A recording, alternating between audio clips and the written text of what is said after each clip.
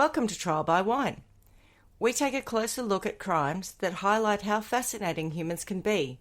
Schmitty, Swanny and Clarkey visit crimes and run them through their jury of three, debating both sides of the case to agree an appropriate, if totally fictitious, sentence.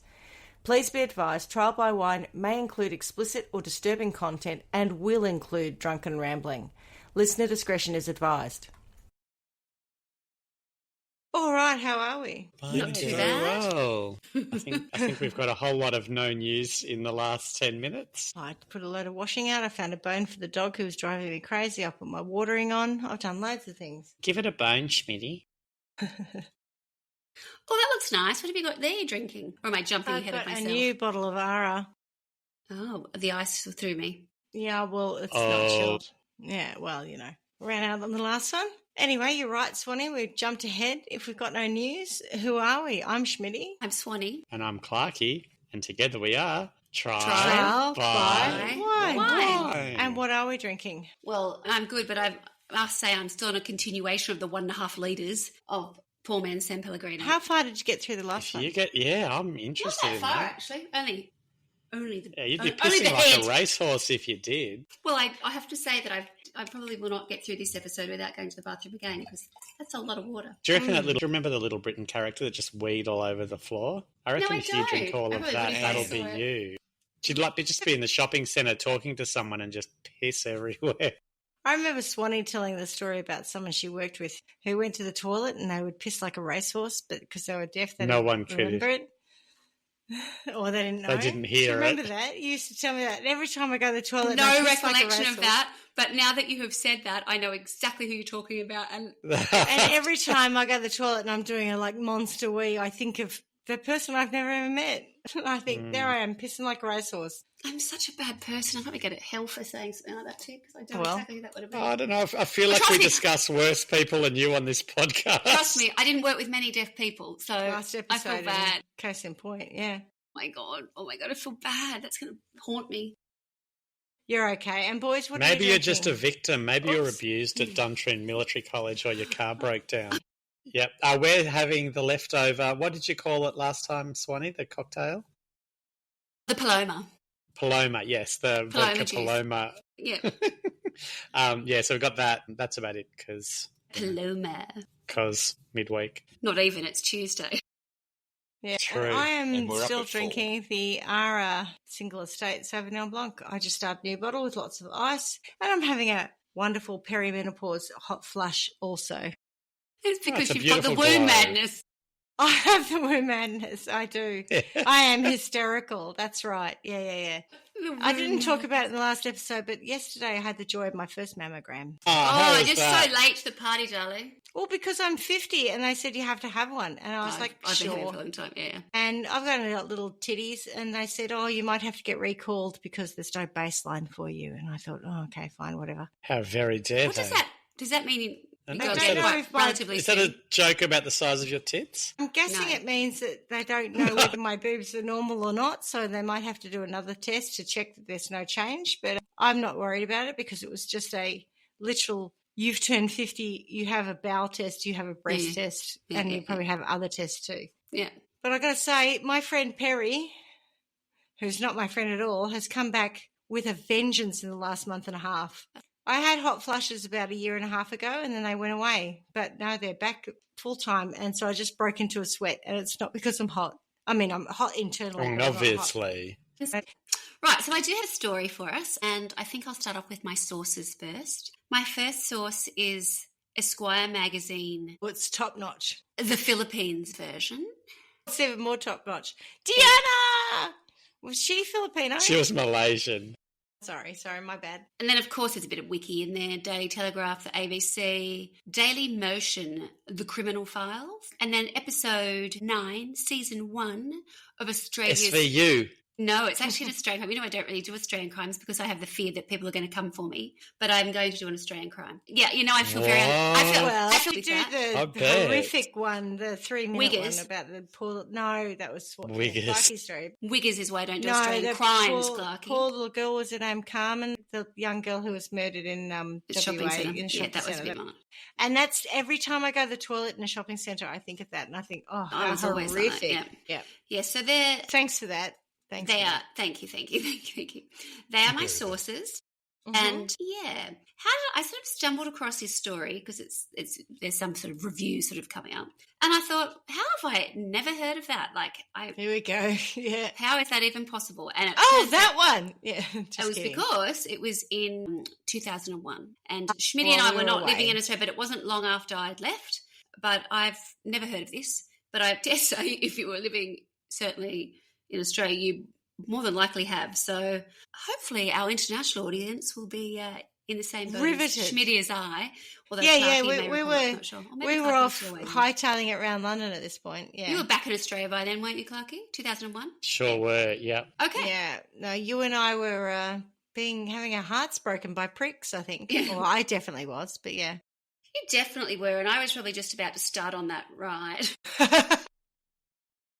Maybe. No, actually, probably a bit early for me. Early for you. I'd only just arrived, so yeah, no, I was still. Yeah, I remember you saying to me, "I'll get over it," and I was like, "Okay." And then sometime later, you were like, "I'm so sorry, I was so cavalier about that," and I was like, "That's fine, I understand." I was boring, I know. So they're my sources. Now, our story takes place on the 10th of July, 2001, and we are not in Victoria.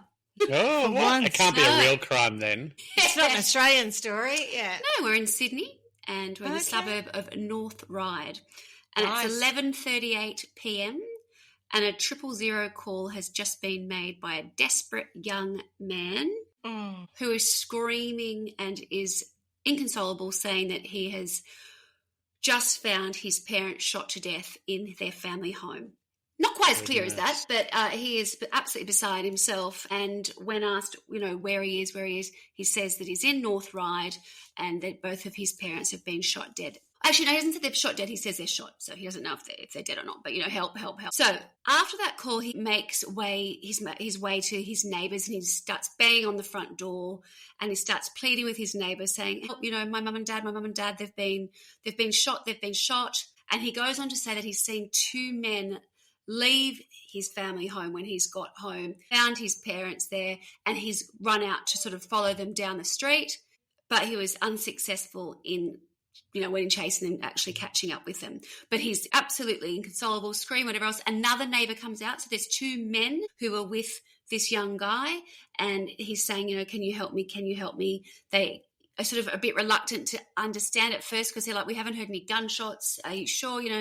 So then one of them goes back into his house to call the police himself. And then the other gentleman accompanies the young man into his home. And quite rightly, there he finds the father, first of all, in the front entry, covered in blood on the floor. And then in the living room is his mother. And the young man starts yelling out, Papa, leaning over his father and whatever else, starts saying, I know CPR. The guy's like, the man who was with him said I could tell that they were kind of beyond that. I didn't think that was going to work.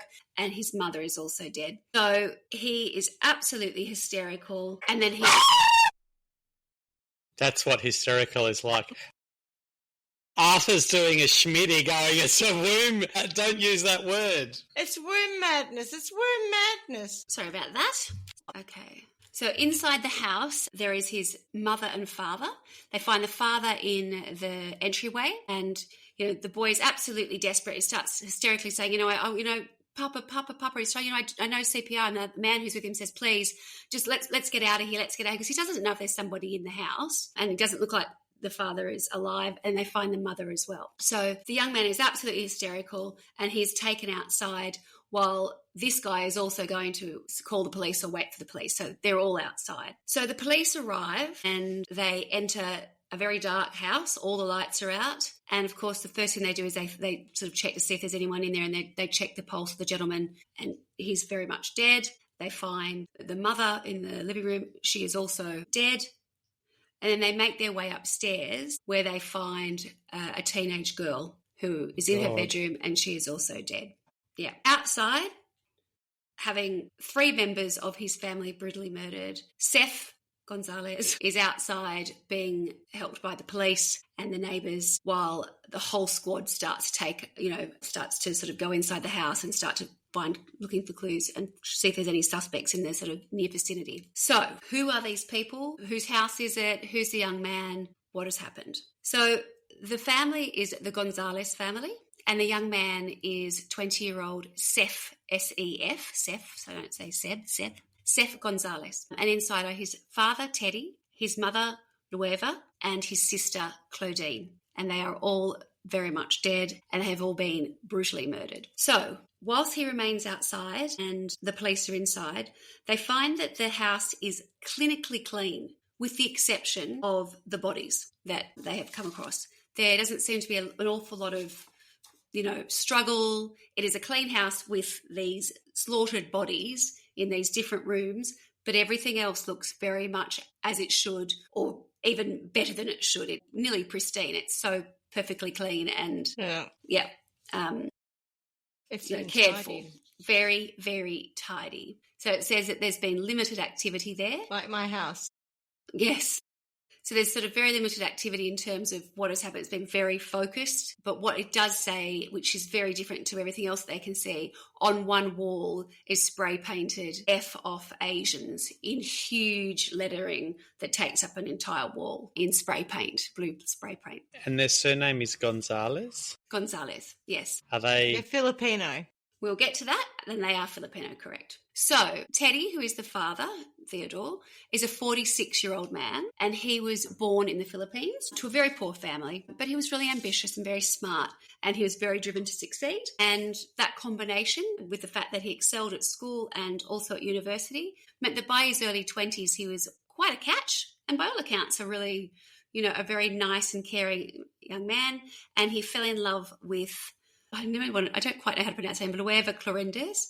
And they were an adoring couple. They both adored each other, and they were married in 1977. In 1980, they had their son, Seth, and then in 1983, they had a daughter who they called Claudine. And they were, by all accounts, a very happy and very driven a family, and the father was successful and really wanted to give his family the very best. So he worked incredibly hard, and using his savings, he was able to... I don't know if he was actually able to, I know he bought this, but I don't know if he built it from scratch or if it was something that he built up.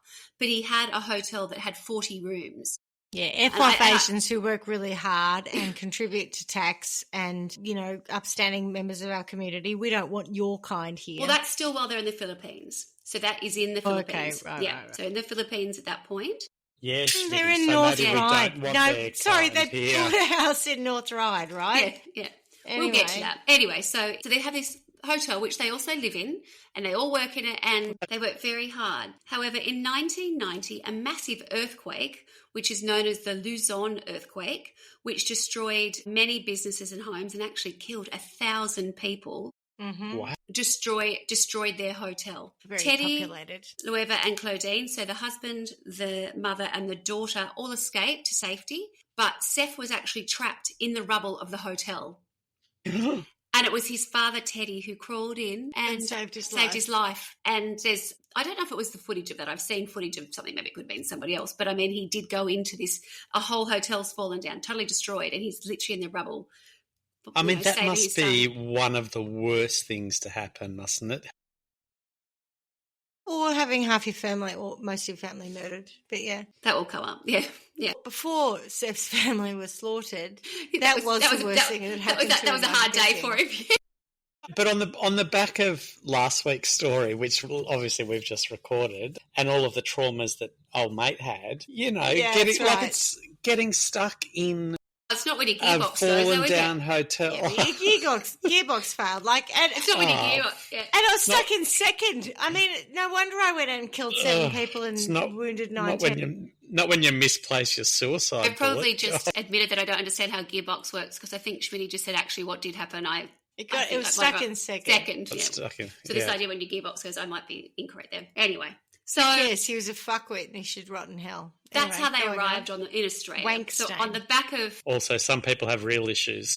Yeah. I'm sorry. You just went... Because in our break, I was thinking about it and I thought, he's a real wank stain, that guy. And I was upset that I didn't get to use it in the last episode. So harking back to our last episode, that guy, wank stain. Anyway. Unfortunately, he's not. Not actually if he were Sexy Time Lounge, then we would be all better off for it. What? I don't know that it was actually a Sexy Time Lounge, but I'd like to think it was. Sorry, Swanny. I'm still traumatized by the last episode. Clearly.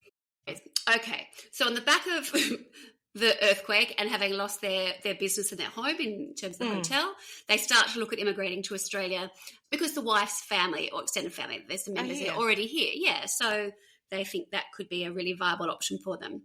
And they do successfully immigrate to Australia. And in 1993, after a little bit further study, Teddy is actually able to set himself up as an immigration lawyer in Sydney. Okay, cool. Yeah. So by the late 90s, he's actually set up a successful law firm. Is there anything Teddy can't do? No, Teddy's a pretty driven chap. Yeah, I'm impressed by him. And he just wants to create a good life for his family, I'm guessing. Yeah. Look, I think he can be quite intense and I think he's got some high expectations for his family. But that'll come out later. Spoiler alert. Not necessarily, but things are going quite nicely for the family. And in the 90s, they've actually purchased a plot of land in North Ryde where they will go on to build their dream home. Do you remember our previous employer moved to North Ryde? Yeah, I did. I've never went there, but yeah. Neither did I. It was not after our time. Yeah, it was after our time. After the glamorous digs that we had in town, correct. I liked Piermont. Anyway. So did I. That's what I'm saying. I thought it was I don't know that I would have been wanting to go to North Ryde to work. No. You could count me out on that. Anyway, so they have this new life in Australia. They're a very close family unit. They are Catholic. They are very religious. When I say they're very religious, they are... Well, they're Filipino. So they're Filipino. Yeah, so they enjoy their religion as much as it's part of their life. It's important to them and it's important to their wider family unit, of which... So they're not the only four here. There's an extended family. The mother and father do both have high expectations for their children. So Claudine, who is... she's 18 at the time of the crime, she's considered a bit of a favourite with the extended family because she thinks of others and she's warm and generous and, she's highly liked and I think she works pretty hard at school. And again, there's high expectations on Seth as well. And he went to Parramatta Marist, I think it's a boys' school. College, Marist, yeah. It's and a Catholic. Yeah, and after that, Marist Brothers. There's also one in North Sydney, but I think it's the Marist Brothers, yeah. I didn't write it was brothers, but I'm sure it is, yeah. And then after school, he starts school, a medical science degree, so not medicine, but medical science at the University of New South Wales, which is exactly what his parents had sort of envisioned. They had sort of like a medicine or a law option.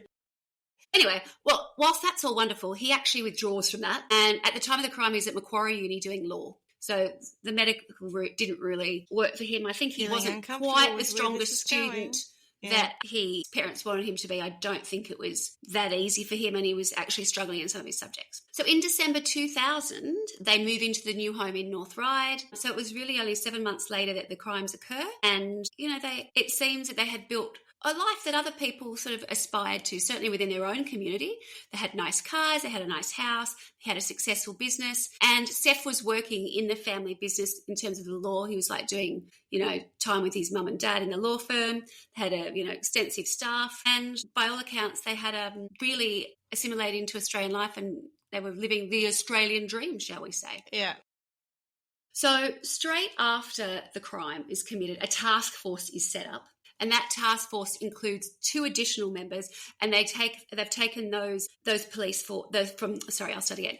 So immediately after the crime is committed, a task force is set up, and in addition to the members of the detective team, etc., they put in 2 members from the Asian crime squad because of what it is. Obviously, they're an Asian family, and they want to be able to speak to other Asian people in the community, particularly Filipinos. Oh, the Asian crime squad aren't like the triads or something. They're actually part of law enforcement. No, precisely the same direction in my mind. I'm like, this is something to do with the triad. They might be people who focus on that. Absolutely, that's what they would normally be doing. Might understand the underbelly of Asian crime. They've poached 2 from that squad who focus on Asian specific crime to work in conjunction with I guess, the bog standard team that they would put together, but they really want them to have the Eurasian, not bog standard. The Eurasian, so they've got a Eurasian task force, because there is obviously Caucasian. The possibility that it's an Asian hate crime. Possibility, fuck off Asians. It sounds like it. There's a big fucking sign on the wall absolutely. that says that it might be. It's intended to make us think that, though. Okay. By who wily. Now? They understand these detectives. That could be a red herring, couldn't it? Yeah. Hang on a minute. I can see it, but I'm not falling for it. Right. So straight up, from a forensics point of view, there are a couple of things that stood out to them. And this is before they've actually had a chance to sit down again with Seth. So, was one of them crocodile tears? No. This is before that. This is just going on what they can see in the actual house. So as I mentioned before, the house was meticulously kept. It was, as it was described, clinically clean. And there were aspects of it when they went into like wardrobes and stuff. Said wardrobes had been opened, but they were still so beautifully packed that they said it looked like it could have been in a shop. So it was very easy to tell. A bit like our house. Yeah, I'm sure, like most people's houses, right? There was no valuables that had been taken, and Teddy's briefcase and wallet were still next to his body. And they looked like there had been some kind of struggle as such, but the suitcase, whilst it was open, the papers had been flung out that were in it, and his wallet was open. There was still money, and the cards were in it. They were able to say that the suitcase had been moved, because when they moved the briefcase, I kept saying suitcase, when they moved the briefcase, there was actually blood underneath the briefcase. So it had been put there after. Over the blood. Didn't get under there another way. Yeah. Likewise, the wife's handbag had been emptied, but everything was still there. So whether they were searching for something, they don't know. But her purse was there. Obviously, I mentioned this before, downstairs there was the "fuck off Asians" exclamation mark in blue paint, which had been graffitied in huge writing on a wall. Is blue the appropriate colour for a sign like that? I don't want to say the next thing because I don't know what else to say to that. What would be the appropriate colour? I don't want to answer it. I just feel like blue's a bad choice. What would you have gone for? Well, I would never have done such a sign, so exactly. I can't answer that. I didn't know if you were headed to a certain colour, so I didn't know. Yeah, okay. No, I just feel like blue. Come on, it's not. No, well, it's maybe what was at hand or what they could buy. I don't know. So there was also a damaged fly screen. So a fly screen had been taken off the kitchen window, and it had been cut, but they were able to work out that it wasn't like ripped and someone went through it. It had been taken off and then cut at a later date.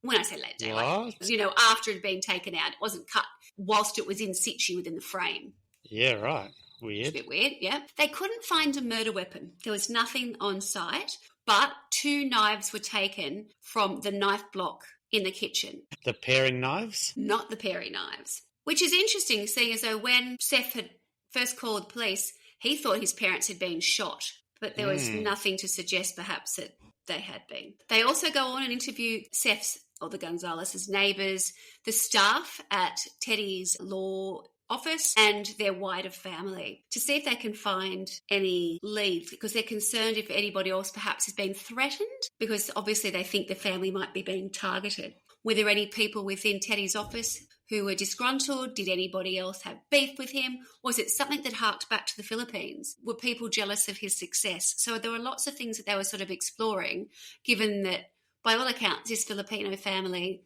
looked like they were doing really well, so perhaps they did have some people that were not in favour with them.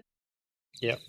They were also able to say when they looked at the bodies that Teddy and Levine had both put up a struggle. They had wounds on their hands, or they were quite significant where there'd been a struggle. However, with Claudine, there had not been a struggle at all. So perhaps she'd been taken by surprise, but she was not in any position to be able to try and fight back. Mm. Now, their bodies were checked at the time of the discovery, and what they were able to do is they were able to check the temperatures of each of the bodies to try and determine when they were killed, how far apart they were killed. Time of death.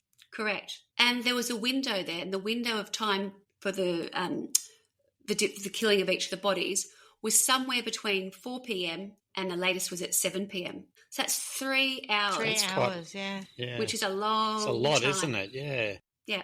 They knew that the last text that had come from Claudine had gone to a friend at 4:10 p.m. where she had sent a friend a text about a party saying, how was the party on the weekend? So they have to assume that she must have been set upon shortly after that text was sent. The mother arrived home from work. And did the lividity give that indication as well, or the body temperature? Yes. She died first? Yes, that's right. And that so no defensive wounds? Not for her. Not for her. The mother arrives home at 5:00 and there are defensive wounds. So she has come into the house directly from the garage where she was set upon. So where she was actually slain was just, off the entrance to the garage in the house. And what they were able to find on the mother was a receipt. She had a receipt in a shopping bag, and that shopping bag receipt was for 16:14, so, 4:15, at some shops in Blacktown, where she'd obviously stopped on the way home from work to pick something up. So they know that that was at the shop in Blacktown at 4:15, so she's driven home after that. So they were able to give an idea of what time she would have got home. So they're saying roughly around 5 p.m. is when she would have arrived at home. Then there's a 90-minute gap, knowing what time Teddy leaves the office and getting home and getting attacked coming into the house after work. And they put that at about 7:00. So they think basically it started with Claudine, then the mother, Levine. I think I'm saying her name incorrectly now. And then Teddy at about 7. And that, again, is they're able to use that comparative body temperature from the time that they've actually got to the bodies and how much cooler everybody's got, and then putting these other things, the text, the receipt, what time people left work, what time they've got home after work. So they've got that window of the crimes happening in that time. It's a few days later or a few days after the crime that they're actually able to sit down with Seth, and they bring him back to the house at that point for sort of a reenactment. So this is all filmed, and they're in, overalls with hairnets, feet covered, whatever else, because obviously they're in a crime scene. And they ask Seth to go through, how he found his father, how he found his mother, what happened, whatever else. So he says that he left his dad's office, the law firm, late afternoon, and then he heads home. He doesn't go into the garage because the car doesn't fit. There's actually a carport next to the garage for he and his sister's cars, and he parks there. He's full of shit, isn't he? It's raining, so he says he actually stayed in the car. From early on in this, I'm thinking Seth did it. Perhaps. Anyway, so he Loiva, stays. By the way, Loiva. I don't know because I keep thinking of Loiva. It's not Levine. It's not Levine. I think I said Loiva, and I think they pronounce it Loiva. It's always a name I can't say. That's why I keep calling her the mother, because I don't want to say her name incorrectly. It's Loiva Gonzales. Loiva. But, Mummy. Yeah. So he's left his car in the carport. And he's gone to her side. He's like, actually, I'm not going to go inside. I'm not going to go inside because it's raining. He says he calls the house and no one answers. And then he calls the house. He rings from the carport. The landline. Okay. So at that point, he then goes Clarky, to collect a friend. But then he can't find where his friend lives, so he just doesn't bother that. So he goes to another friend who he had definitely arranged to have dinner with. And you're going to love this, Schmitty. It's 2001. And where would you go in the city to have dinner? He and his friend go to Planet Hollywood. Nice. Wonderful. Which we used to go to a couple of different work functions and whatever else back in the day. I went there a couple of times, yeah. Yes. But I do remember a certain Ms. Wong taking us to Chinatown. Oh, really? Well, there you go. Well, on this night, Steph and his mate have gone to Planet Hollywood for dinner. And then he says that after the dinner, he drove back to his friend's house, dropped his friend at his house, and then he heads home. So he says that he arrives at the house at about 11:30, which would marry up with the time that he calls. Yeah, when he comes home, having established a really good alibi, and calls emergency services. Yes. Yeah, I don't like Seth. In also talking to Seth, they realise that, there are other situations he's made them aware of where there'd been a road rage incident near their house where some people had followed them and been screaming at them in their car, calling them some derogatory Asian term. They found a shoebox in Seth's bedroom without shoes, but what they did was they decided to go and find out if they could replicate the shoe, exact size, exact make, to see if it perhaps married up with anything. No label on the shoe? A box? Absolutely. No, it was a totally label box. But there were no The shoes. shoes weren't there. The shoes no were not tread. there. Yeah. They thought they'd go and investigate that. And there was something where they were a little bit suspicious when he spoke about when he got to Claudine's room. He said that he knew CPR and he tried desperately to save his sister. But, of course, the reality was that if she had been killed at 4 o'clock in the afternoon, or thereabouts, 4 o'clock in the afternoon, by the time he would have got to her at some time after 11:30 p.m., she would surely have been dead and would not have been looking for a bit of CPR. Also, didn't they not go upstairs? Well, I don't know if he did to start with. He's fibbing. I don't know what he did. When he took the person in from next door, he didn't. They were only downstairs. The police went upstairs. Right, but and when he called the police, he didn't say anything about his sister. He just spoke about his parents. When he went in from next door with the neighbours, he was just with his parents. We were not aware When of did the desperate CPR happen then? Well, it came up 2 times. First of all, he said when he went in with the other guy, with the neighbour, he said, I know CPR, I can do CPR on his dad. And the man said, no, that's an end. And they get up to Claudine's room. It's just, she's literally come. Poor darling. I tried CPR on my sister and whatever else. And I'm like, right, okay. Yeah, sure. And so I don't know if there's no evidence, because surely he would have had blood on him. No, if that was and the at case, that point, they don't. I don't know that I don't know how quickly that stuff is going, but yeah, it's already. And at that point, they have jumped to the same conclusion I did hours ago. Yes. What's happening in the broader world? How is this being communicated to the public? How do the public perceive this? Well, of course, they are. Asian crime. Anti-Asian. People are just devastated for this poor young man whose, parents and sister have been brutally murdered. So Seth makes a very public and very emotional appeal. And he looks so young. Like, I mean, he's 20, but he could look 15. Like, there's no telling. He's a small, he's only a year older than very the last innocent one. looking, correct. Night. But he looks very, very young, very naive, very sheltered. And he makes an appeal to the public. And he says, just want people to find these because any information. He also talks about offering a reward. And there is widespread sympathy for him. There really is. His family has sort of found nationwide notoriety. And when the funeral occurs, which is like a family funeral, obviously, on I think it's the 20th. It was the 10th, 20th of July. It is sort of televised and certainly shared in the news rounds. And at the end of Seth's eulogy, he breaks into song and he sings an a cappella version of One Sweet Day. Always look on the bright side of life. By Boys to Men and Mariah Carey. Does he hit her notes in it? He does not hit any notes in it. I would say that he's not a great singer, although I think Diana. he fancy himself. Yeah, that was Malaysian, as you reminded me. I've just looked at a photo of him. He looks about 12. He looks really young, doesn't he? So, yeah, I can understand the public. He's a little seeing tiny him as this really little young guy. Do we have any video footage of him singing? Yeah, you'd find that really easily. Yeah, I found it. Yeah. Mariah Carey sung at funeral post. God. Yeah, no, he's not a singer, is he? Hang on. Yeah, okay. I'll turn anyway, it down a bit. Yeah, there it is. I just heard it. And I know eventually we'll be together. Right, okay, so he sang that. Well, fair enough. It was heartfelt. It was beautiful. Oh. Okay, so he's done at the funeral and the public is very much thinking, oh my gosh, this poor young man. Yeah, the police, however, are thinking perhaps something else. They think perhaps we might have a killer on our hands and they're going to start digging a bit deeper. And in what happens... Is that because he murdered her version of the song? Yeah. He's definitely a killer. He murdered Mariah Carey's song and his family, yeah. We finally got to see that he is a murderer by murdering that song. And then we went, well, if he can murder that song, what else could he do? So what else do they find out about him in their deep dive? Obviously, they have confiscated the computers in the house. And at first, I think they're looking for beef with other businesses or perhaps something to relate to the father's life. But in finding Seth's computer, they find he's done an awful lot of research on poison. Search history. Poisoning. Yeah, and if only it stuck to it, it would be less messy. What is he, a woman? What is he, a woman with, what was it, womb madness? Womb madness. That's almost how you say woman. Womb madness. Isn't it? There's no irony in that, Clarkie. My gosh. I know.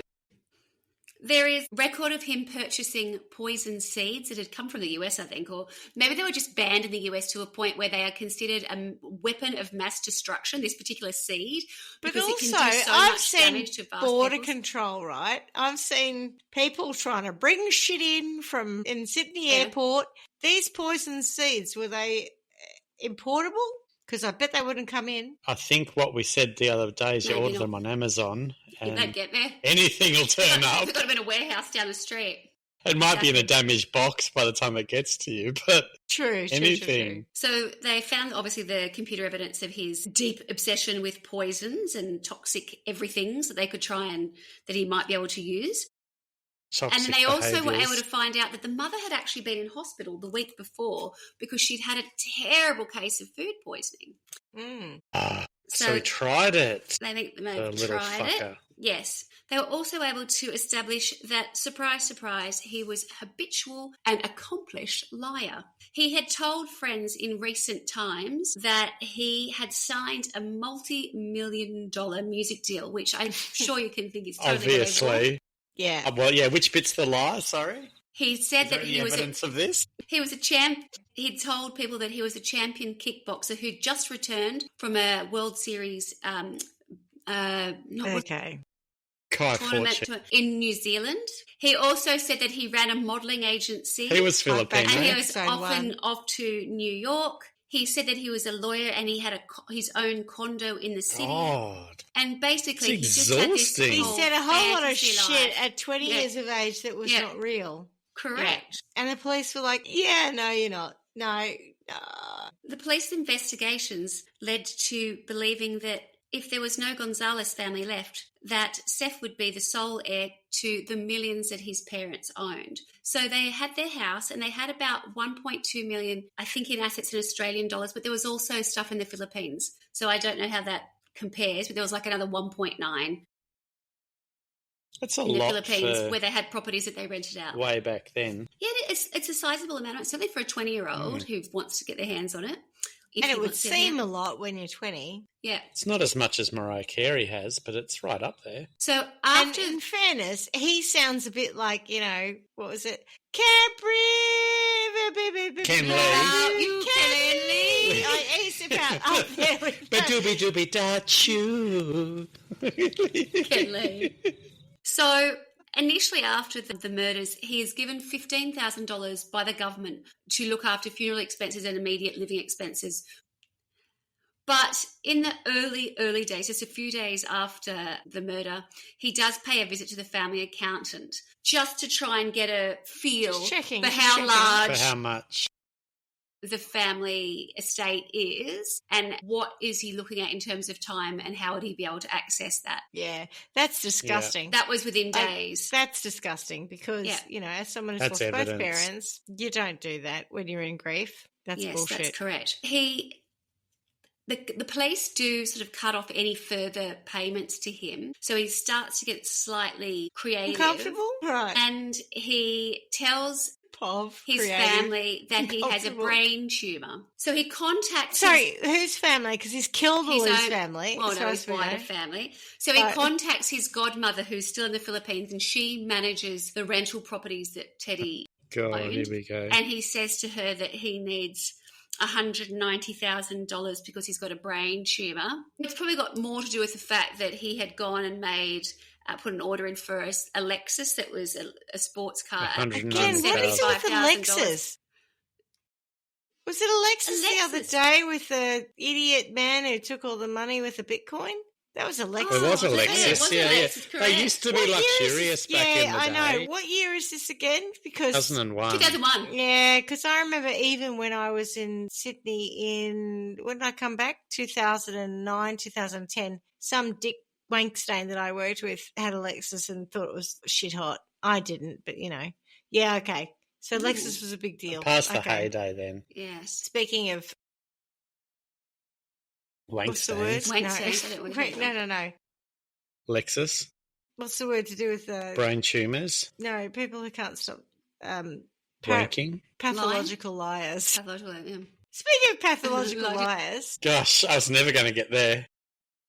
Lexus owning ex-colleague of mine. Luckily, the godmother tells the police. Well, that is lucky because, she could have gone... Yeah.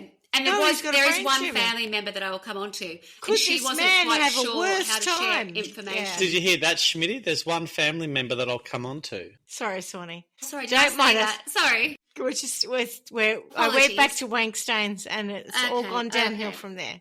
Sorry. Okay. There's one family member who you will speak about in a short time. Yep. In a very short time, and I'll flag it up when I tell you. So there was another thing that they found out, which was Claudine had made it kind of not quite public knowledge, but she had shared information about something quite private, which was that Seth was a bedwetter, and it caused quite a lot of angst in the house because his mum found it very frustrating because she was doing the laundry all the time. At 20. But I guess, which wasn't very nice, Claudine had been telling other members of the family. It's not very nice. It's almost as bad as having your gearbox. Stuck in gear. Your girlfriend dump you and your mother turn your bedroom into a sex lounge. Second sitting room, I think was actually what happened. I still to this day think it's a sex lounge. And all power to her too. It's her house. She can do what she likes with it. Anyway, Swanny. Fair enough. Bedwetter. So at 20, he's pissing the bed. Yeah. That's got to interrupt his legal career and his singing career and all those other things. That maybe not. Claudine is also privy to the fact that he is struggling at uni and there's a high probability that he's going to get kicked out because the grades that he's been showing his parents have been doctored. So he was taking the reports, whatever, and changing them. Liquid papering them out? Yeah, I don't know what you could do back in 2001, but anyway. I've got to say, there was this one time when I was at university where they posted all our results. No, not back at university. They posted all the results on a wall somewhere because it was back in the day. And I remember walking up and looking at it and going, oh, thank God I passed. There was no worrying about whether or not I had HDs. What's a fucking HD? P for pass, that's all I care about. Anyway, different cultural backgrounds. Yes, absolutely. So it's painting a picture, isn't it, that things are not looking so crash hot for Seth and the bedwetting, university failing wank stain that is Seth. Yeah. Yeah. Compulsive lying. Besides the fact that they're pretty sure he's obviously racist too. They don't have a smoking gun. It's racist. It's telling all Asians to fuck off too. I saw the sign you wrote. Very racist, yes. So an undercover cop is assigned to become his friend. A sting. Here we go. And it works. It works. I don't have much of that. Oh, really? I love that. That was just another thing that they employed. Idiot. He's so dumb.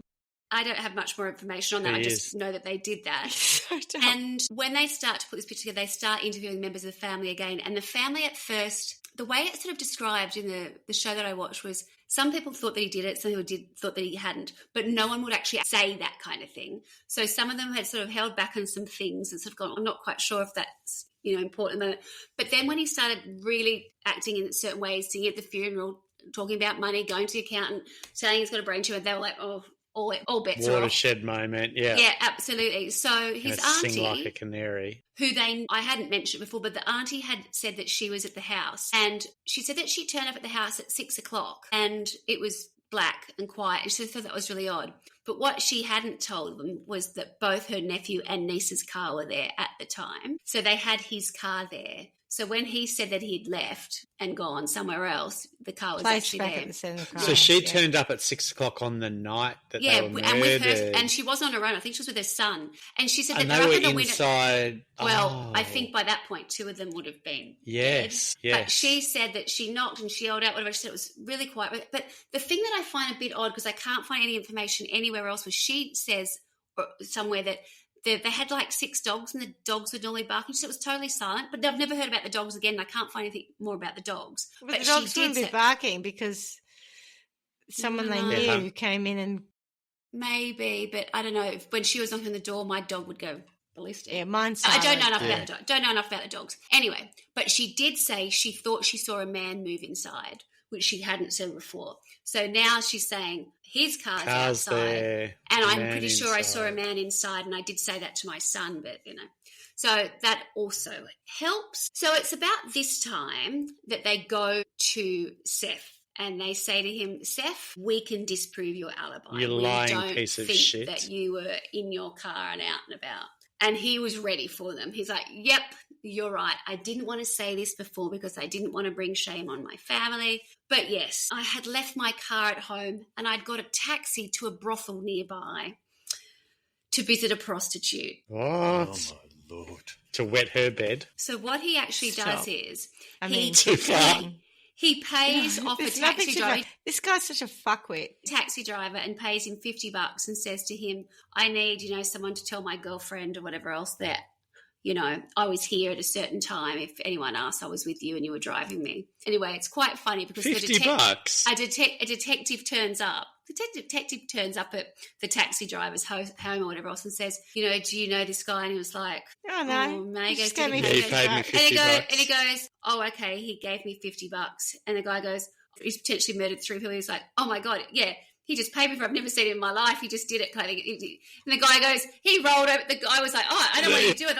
I was expecting a call from his girlfriend to say that he'd cheated on him. I wasn't expecting he'd murdered people. So the police $50 is not enough money for that. I don't know what the going rate is, but it's not $50. Well, he thought he didn't think it was what he was covering up for anyway. And as for the prostitute, they ended up finding like 100 text messages backwards and forwards to a prostitute at the local brothel. But when it actually went to court, found out she wasn't even working that week. So again, gosh, you should have been with 100 text messages. Not the greatest. So he's under constant surveillance, and this is like over months and months and months. This is not something that happens like within even, a short period of time. But they watch his behaviour become increasingly erratic. And it finally gets to a point where he comes Surely forward. There would have been some kind of transaction if he'd been at a brothel, like a payment. It's just bullshit. Cash. Anyway, so maybe it's like cash. He's trying to keep his privacy. His anonymity. So things get to a heightened point where he stages like an attack on himself and says that he's being targeted. For God's sake. And that they're actually after his family. So it's at this point the police are like, all right, you're really upping the stakes. We're going to have to sort of move in and do that. That doesn't happen until June 2002. So remember, the crime was the 10th of July, 2001. 2 years. And he's formally arrested 1 year later. On 3 charges of murder after 11 months. Was one of those murdering Mariah Carey's song? Not that I'm aware of. But what I'm going to do now is I'm going to talk you through the murders and what actually happened. Just before you do that, I'd like to share with you a few comments on someone else's YouTube channel about this case. And to your point, sorry, Clarkie, there are a couple of comments basically about his murdering. One of them says something like, whatever he got, he murdered Mariah Carey. He should be sentenced for that. I'm with that comment. 100%. There's 4 counts of murder in this story. It's quite funny. There are quite a few funny comments on that. Anyway, sorry, Swanny, go ahead. That's all right. Okay, so I'm going to take this from Wikipedia pretty much because it gives details as to the actual sort of wounds and stuff, which, I've started off the episode saying that they were found and he was saying they'd been shot.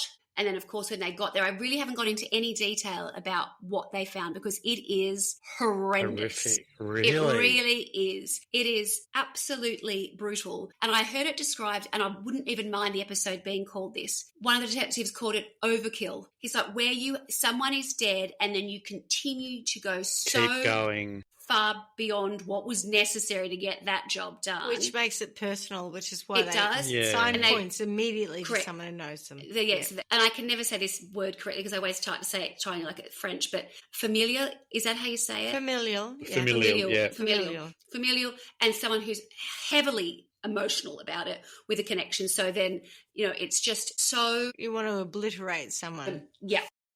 So brace yourself for this bit because it's pretty unpleasant. Trigger warning. Face. Yeah. So this is, as I said, I'm not quite verbatim, but pretty much, and I'm going to take it from Wikipedia. So on July 10th, 2001, about 4 p.m., Gonzales, Seth, left the family's law firm where he worked part-time and headed to the family's home. Around 4:30 p.m., armed with a baseball bat from his car and 2 kitchen knives from the knife block in the kitchen, he enters his sister Claudine's bedroom and assaults her while studying. Assaults her while she was studying. I'll call them big notes. Yeah, so she's studying, she's got a phone there, she's like looking down, studying, and he snuck upstairs. There, he compressed her neck while trying to strangle her, struck her head with the baseball bat at least 6 times, and stabbed her multiple times with the smaller of the knives. The cause of Claudine's death was a combination of the compression of her neck, blunt force head injuries, and abdominal stab wounds. Love it. So brutal. So you don't even get this, like, you knock you out once and then you don't know. Yeah, that's why she wasn't able to, she didn't have those defensive wounds coming from behind, got her and then snuck up on her. Yeah, whacked her. Seth Gonzales then waited until Loeva arrived home at about 5:30 p.m. After she entered the house, he attacked her with one of the kitchen knives in the living/dining room area, inflicting multiple stab wounds and cuts to her face, neck, chest. Brought you into the world, you little motherfucker. And abdomen. God, and gave you everything you've got. Her windpipe was completely transected. Cut her throat. Yeah. Fucking hell. It's just brutal. Brutal, yeah. Awful, isn't it? Gruesome. Now, remember, at 6 p.m., Gonzales' maternal aunt visited the house. She noted her nephew and her nephews and sisters' cars in the driveway. Oh, it must be her sister's car, sorry. But the house was dark and unusually quiet, especially given that the family kept 6 small dogs inside. Looking into the house, she noticed movement and left with her son after deciding not to enter by the garage. Thank God she didn't enter. And she says, I just had this feeling to leave. She said, I thought I saw someone inside and I could have gone in through the garage or around the back. We could have got in the way we would normally do if the way. But I got to leave. And so she left. Well, that's giving me goosebumps. Oh, yuck. Teddy then arrived home at about 6:50. After he entered the house, Gonzales attacked him with one of the kitchen knives and inflicted multiple stab wounds to his neck, chest, back, and abdomen. One of the stab wounds penetrated his right lung, another penetrated his heart, and another partially severed his spinal cord. Oh, yuck. Teddy sustained defensive wounds, suggesting there was a struggle. Yeah, probably. How awful to turn and I wonder see if when the dad saw, I wonder in all that time, I wonder if he even clocked sight of his wife dead on the floor and, that in that split second, no, I don't know. No one will know. But imagine turning to see that your attacker is your son. Oh. Beyond the ultimate betrayal. You've given everything. He saved his life when the hotel collapsed around the little shit. Mistake. Terrible. Yep. Well, you don't know it's a mistake. Of course you do everything for your kids, don't you? Also, in hindsight, mistake. Little fucker. Hindsight's 20/20. Yeah. After killing his family, Gonzales disposed of the murder weapons and the clothing and the size 7 running shoes. Ordered KFC. So he showered, changed clothes, and spray painted the words KFC. Fuck off Asians on the wall in the house in an attempt to fool investigating police into believing his family so clever. Had been the victims of a hate crime. He's so clever. But he did it in blue, so it didn't And then what anyone. He said initially did happen. He then did go to a friend's house. He did indeed go to Planet Hollywood for dinner. And everyone knows hate messages on your wall have to be in red, don't they? Do we not all know that? So. Clarky was onto that early. He was disappointed. I know. That's what I'm saying. It's a blue herring. It's right. It's ridiculous. You were going to fail university, Seth. I bet your name's Seth anyway. No, you just mispronounce it. How dumb you are. He's got a speech impediment to add to his bedwetting. Too far. Sorry. The legal Who went settings? too far? Any of us? Me. Yeah. All right. Seth Gonzales was charged with 3 counts of murder and 1 count of threatening product contamination. Now, I sort of didn't go into What about Mariah Carey? This is not okay. Sorry, what is threatening product? Poisoning, right. No, that's not quite it. No? It is connected to that. So what he did was, when he was dabbling with poisoning his parents, and certainly his mother, what he got in the habit of doing was he started to then threaten companies and send letters to them saying, getting ready, so it was their product. Strawberry lady.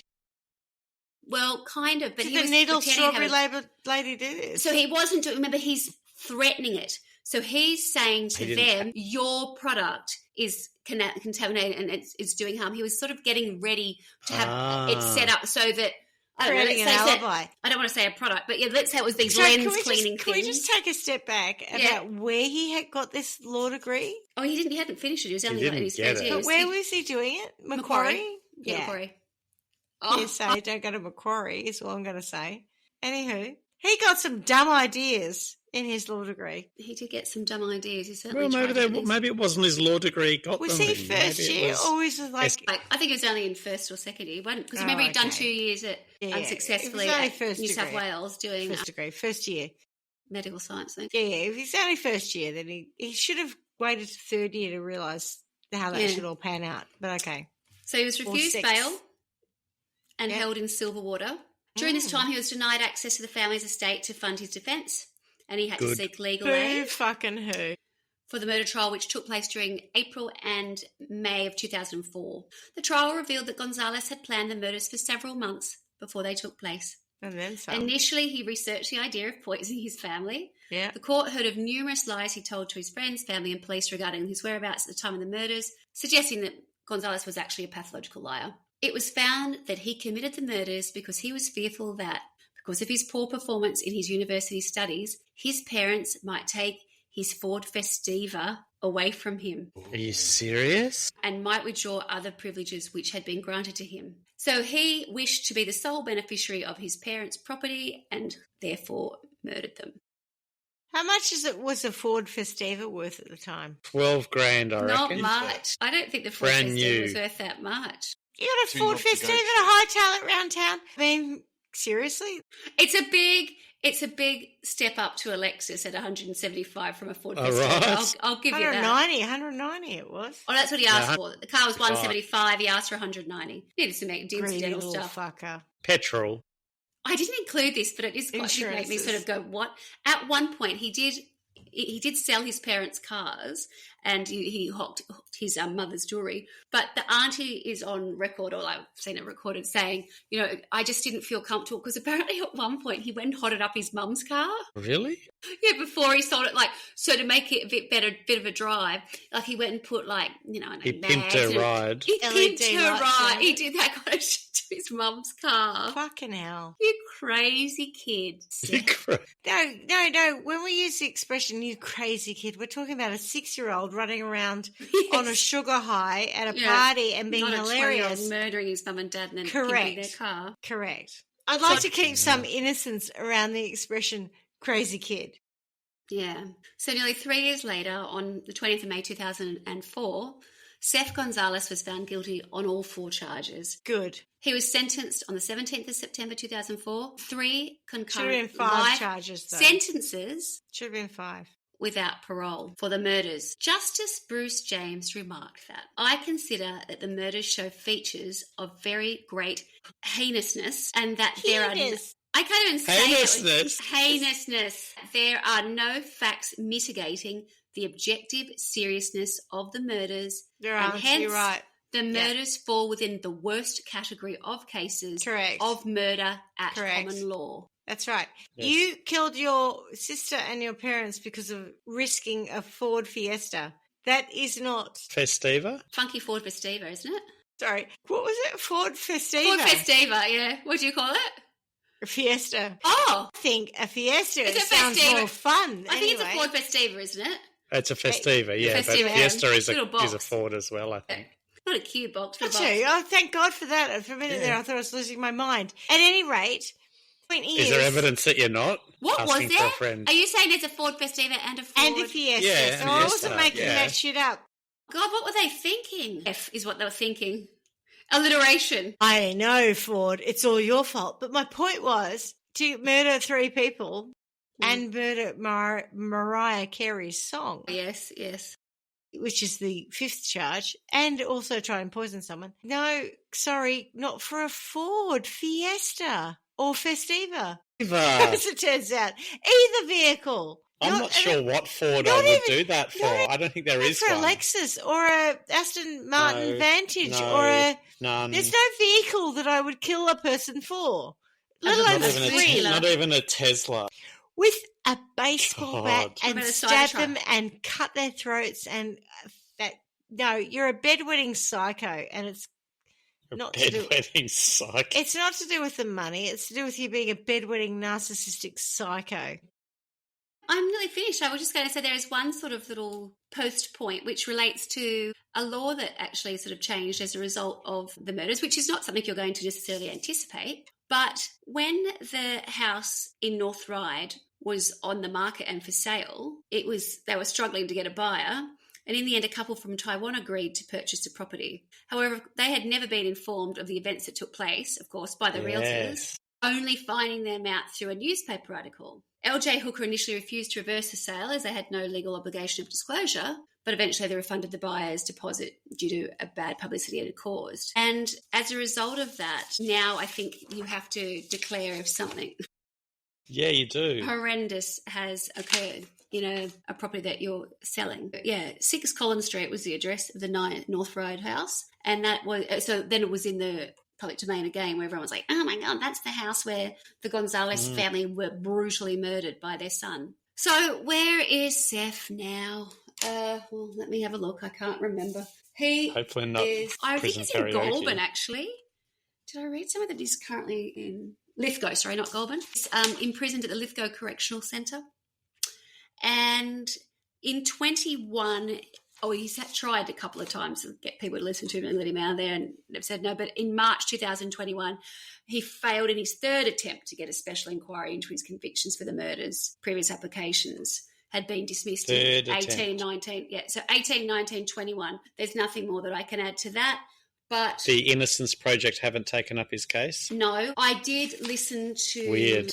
Actually, the first thing I listened to... Not even on the murder of Mariah Carey's song? There's a phone interview that he's done somewhat recently, or since 2001, where he is recorded from prison and he doesn't think he's guilty and he thinks that the police set him up. It's just, I don't know, it's hard to listen to, really. And sounds it's just a bit embarrassing for everybody who's listening to it. So that is the story of Seth Gonzales and his brutal murder of his darling Filipino-Australian family in Sydney in 2001. Shame. Gross. What an asshole. What a wankster. Yeah. He's a very troubled individual. Not a fan. Not. When I was looking at the comments on that YouTube video, there was some commentary about things he said at for the eulogy of either his parents or his sister. And in the case of his sister, he said something along the lines of, "She always looked up to me. I was the better person." You didn't come across that in your research, no. No. Was there anything he said at the eulogy of One Sweet Day? No, he didn't get time for that. There was, that was a lingering death that took place there. And by the time someone should have picked him up for it, they'd probably arrested him already. Goodness, what a little shit. There comes a point in time where you're like, if you had the Minority Report, is that what it's called? The Minority Report, where you can see what happens in the future, you'd be like, stop it. Just leave him in the rubble. Yeah. It'd be fine. It's best. It's for the best. That level of lacking gratitude. I don't know what gets people to a point where they just completely forget about everything that their parents have done for them. I mean, I know we're talking about a Ford Festiva, but... I know it's a lot. It's a Ford Festiva. There's a lot on the line, right? Come on, mate. These people have given birth to you, saved you from what I was thinking at the time was one of the most horrible things that someone could go through. That they've done everything for him. And, I'm shocked by it. You can tell why they talk about gratitude being a really important thing for everyone to practice, because this sort of shit's fucked. Yep. Oh, it's sickening, isn't it? Okay, so to sentencing. I just wish he was still in the rubble. Yeah, I think that's a bit of crushing. But just trapped, never knowing what it's like to not have a Ford Festiva. Or Fiesta. Or Fiesta. I don't know. I think yes, but also it's unfair on the parents, right? Because the parents and the younger sister were really beautiful people. So I'm going to go, he never existed. We'll just wipe him out. Yeah, he adds no value to society. Wankstain. He's a wankstain. My sentence is... That's beautiful. It turns out to be an actual wank stain on a sheet, gets washed out with fairy non-bio, done. I hope he doesn't loiter around for 6 months or something. I hope he's cleaned off quickly. He's down through... No, well, because I get the feeling that, Loiva was probably a very clean lady, so yes. I reckon she would have washed that linen quickly. He's a wank stain that's flushed away quickly. And perhaps another child is born in place of him that is not horrendous, narcissistic, selfish. That understands the true value of a Ford Festiva. And appreciates the work and the hard yakka that the parents have put in. And just, you don't actually have to be academically brilliant. Just be a useful member of society. Don't be an asshole. .com. Mm-hmm. .com. Swanny? Punishment. Yeah, it's a little bit convoluted. So I saw actually I can tell you who it was. It might have been the prosecutor. He was interviewed and he said that in the years after the murders, plant grew in their backyard and it was from the toxic seeds. They don't know if it had been planted and or thrown out or something like that. So anyway, this plant was growing in their backyard, or had grown in their backyard, and it was so dangerous that, like if you touched it or whatever else, or you'd die. So what I was thinking is perhaps what could have happened is something to do with the plant. He accidentally touches it, consumes it, something like that. Yeah. And as a result of that, he's the one whose life is taken. And then in them finding out how on earth did that plant get there, they do the backtracking and then work out that he was actually going to murder them. So they don't feel so bad that their son has died. They actually realise it was meant for them. So that in terms of overkill, the overkill goes to him and not the poor parent. And then the parents high-five and go, cop that, you little fucker. Well, they're obviously devastated, but they're alive. And Barney, rubble. Regroup with their daughter and, I kind of like him not existing because then the parents don't have to go through the trauma of him dying. Yeah, I agree. Yeah. Well, they're going to go through it. Oh, he never came. Oh, no, he never existed. He was literally a wank stain. He was a seaman. You're on that, aren't you? Yes, I am on that. All right. Good story. I don't recall that one, Swanny. So did you know it, Clarky? No, I did good. not. I've never heard of it. Well played, my friend. No, it was good. Well, I mean, bad for the people involved, but, an interesting story from our perspective. Called it early, but then again, this is episode 185, so, got a little bit... The blue paint gave it away. The reality is, when you're watching a documentary or you're doing it, 95% of the time you know who's done it anyway. You're just getting the picture. The hard part here is when we're trying to tell a story without visuals as well, because a lot of that stuff is what really engages you. It's like, when do I let the game? Right. When do you let the game away? It's sort of often the hardest part. Yeah, it's the reveal. But can I just ask you both this question now? After you may 4 years of doing this, or so nearly, when you're watching, and if you watch, because I watch a lot of fictional crime drama, do you call it? Do you go, it's this person, this person, this person? All the time. Mm-hmm. And are you right most of the time? Often, but sometimes not. Yeah, I find that I always go for the character that didn't need to exist and that somehow is inserted in the story as probably the bad guy. But I watched... I used to be better at it. I was very good at it for a long time. It had nothing to do with this. Yeah, I reckon that's a good call. Yeah, it's weird in a way. And my kids and I laugh about, Sebby and I have this thing where we always about foreshadowing and whatever else, or even if it's not like a crime or something, we know what's going to happen. I'll be like, that sentence didn't need to be there. That's been there because it's just hanging. It's not relevant. It's going to come back later. And then he'll look at it. They're second guessing it. Yeah. There's a lot of that. And then sometimes I'm sure of something, and it doesn't get raised again. I think, well, what the fuck was that? Why did they have that sentence in it? Bad writing or whatever. I think that's just pointless. Get it out. Yeah, that was just blue herring. Unnecessary. Blue herring. Episode 185. Blue herring was coined. Yeah. All right, maybe we should. What did you want to call this one, Swanny? Overkill. Overkill. You don't want to call it blue herring? No. Okay, it's overkill. All right. I thought about it, and it's a hard no. No.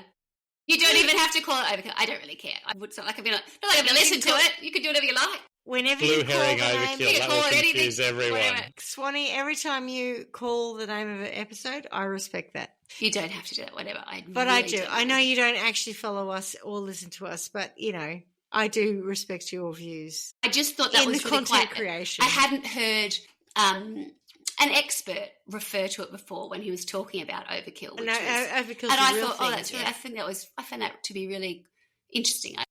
On that note, as we say every week, miss you already. Ciao. Bye. Thanks for listening to Trial by Wine. You can contact us at trialbywine@gmail.com. Please rate, review and subscribe to Trial by Wine on Apple Podcasts or wherever you get your podcasts.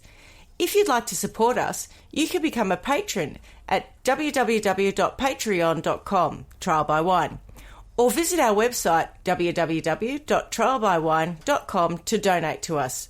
Your support will help us cover many more cases and apply wacky sentences. We really appreciate you listening and hope you tell everyone about us. Our cover art is by John Christo and music is by Beauchamp from pixabay.com.